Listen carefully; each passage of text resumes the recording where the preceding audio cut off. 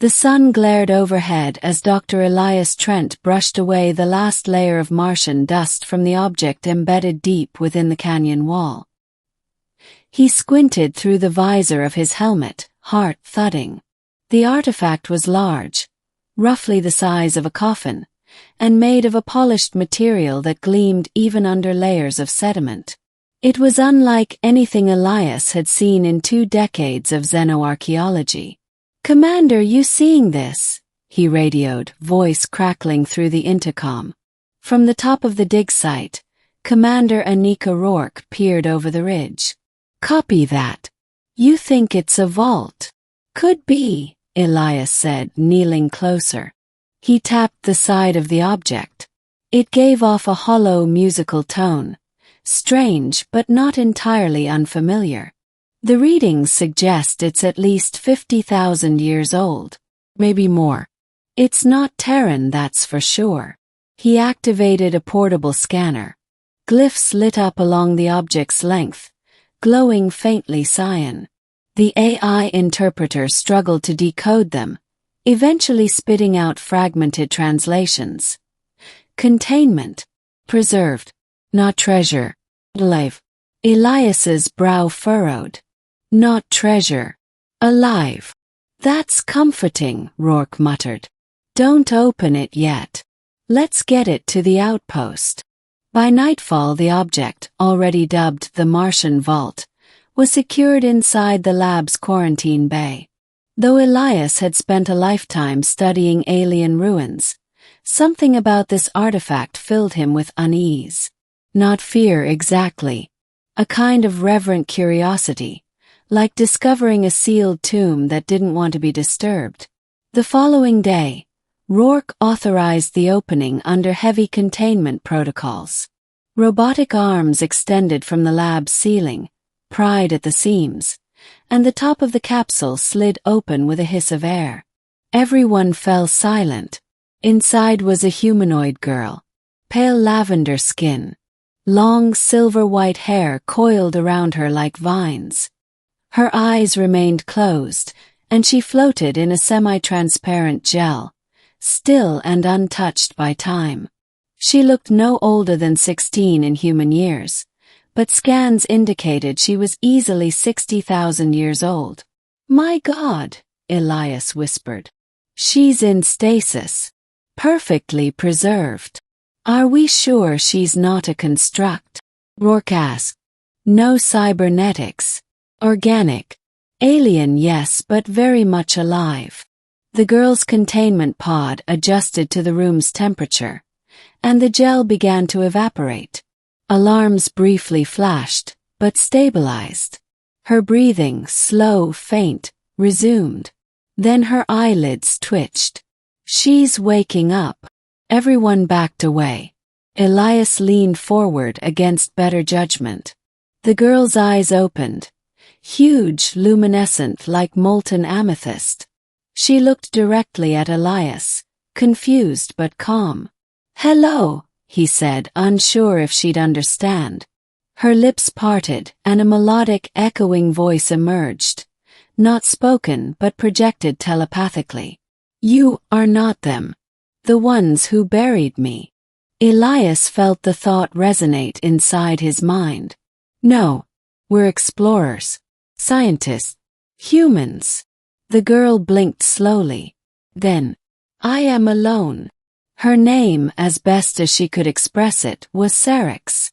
She belonged to a species called the Zevrani, long extinct even by galactic records. According to her memories, her people were not warlike but deeply psychic and attuned to energy flows most civilizations couldn't perceive. They once spread across 100 worlds, guiding lesser species into enlightenment, until a catastrophic force they called the Null Burn erased their civilization in a matter of weeks. Saryx had been hidden by her caretakers in the vault, a living record of her people's culture and power, placed into stasis just before their fall. She had remained asleep for over 60 millennia, waiting for the right moment or species to revive her. Elias documented everything. As the weeks passed, Saryx learned to speak, first through thought, then gradually through speech. She explored the outpost cautiously, never far from Elias, who'd become her interpreter, tutor, and confidant. But something strange began to happen. Equipment in the outpost started malfunctioning, lights dimming, devices sparking. Communications with Earth began cutting out. And always, these glitches occurred when Saryx was nearby. One evening, Elias confronted her. "Are you causing this?" She looked away. "Not on purpose. My mind is not fully healed. Your machines are loud, chaotic. It hurt. I try to suppress it, but you're interfering with electronic systems. My kind used thought and resonance to shape reality. I forget how to control it. I was not supposed to awaken alone." Elias's scientific mind reeled. She wasn't just an alien. She was something far more advanced. A being whose thoughts could manipulate physics.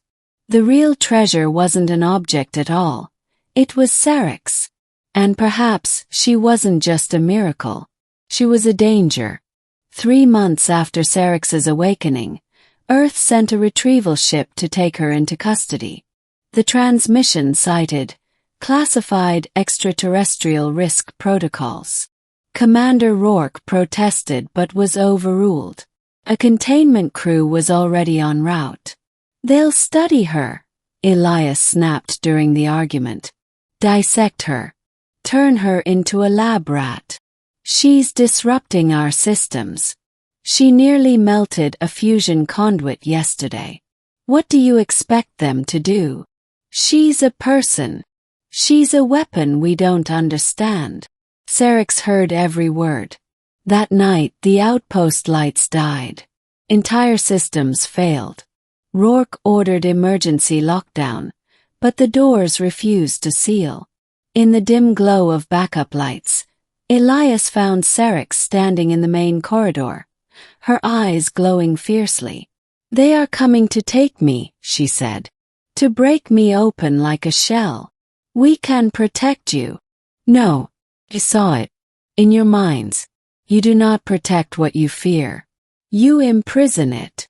She raised a hand, and for a moment Elias felt weightless, like his thoughts were unraveling into the air. Then her hand fell and she wept. "I don't want to hurt you. I never wanted to." "Then run," Elias whispered. "We'll help you escape. There's a rover stocked for a week. Head north into the ravines. We'll cover your tracks." She looked at him, her first and only human friend, and nodded. The retrieval ship landed the next morning. No sign of Saryx. Elias lied, said she vanished in the night, perhaps wandered into a dust storm. The crew didn't believe him, but they had no proof otherwise. The outpost was shut down shortly after. Rourke was reassigned. Elias was recalled to Earth, pending investigation. He didn't care.